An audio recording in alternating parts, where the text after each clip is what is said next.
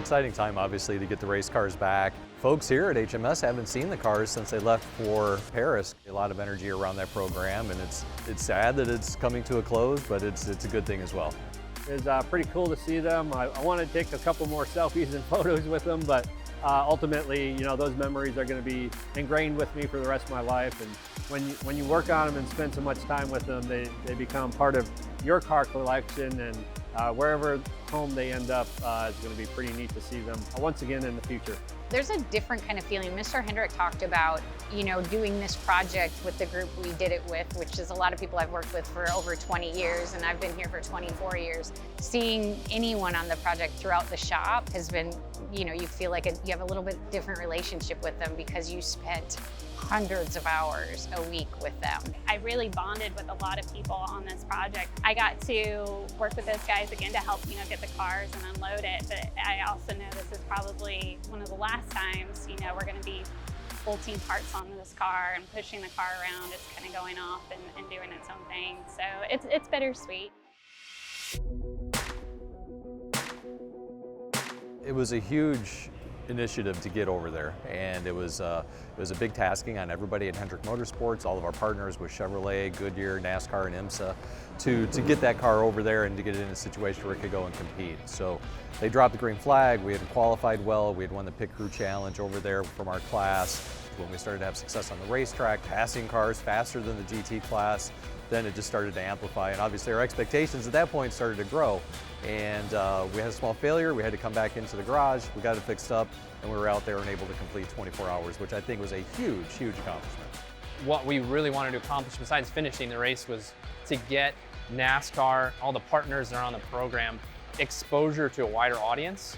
So not just the US audience who's used to NASCAR, but the European audience, the sports car audience. Between Le Mans, the response that we heard back while we're at Le Mans here, Goodwood, everybody's been super excited about the car. I mean, the jokes about this thing being an alarm clock for people every 4 minutes as it went around, I think people were really excited to hear the sound. Everything I've seen has just been super positive on the car, which for me is really exciting. The whole goal of the G56 program was to be innovative. We had the hype around it. We had the distinct known entity of this is a Garage 56 entry. It was separated from all other cars out there. Taking a known NASCAR Gen 7 Cup car, adding, you know, some technology to the car that potentially could be used in the future. The people that set out to accomplish the goal met it with flying colors and made quite the impact.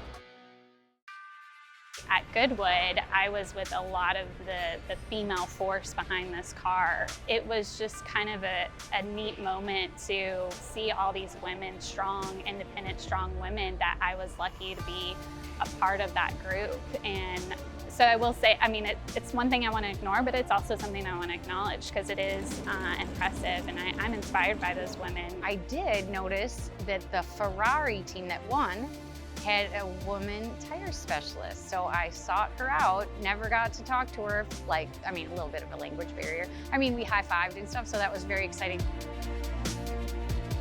I mean, yeah, it was a huge achievement, honestly, yeah. I mean, it was a one-shot only, it was a one-off. We only built 2 cars, we did a tremendous amount of testing.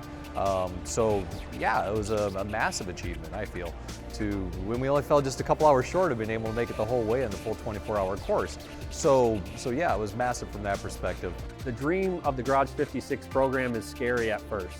You know, Mr. France and Mr. Hendrick, you know, Mr. France, you know, first of all, having that vision and that thought to follow the dream of his father, the professionalism that they both wanted to accomplish going over there. But it took that vision, that chance, that risk, I think impacted a lot of people's thoughts behind Le Mans, behind NASCAR, and behind the people that make it all happen.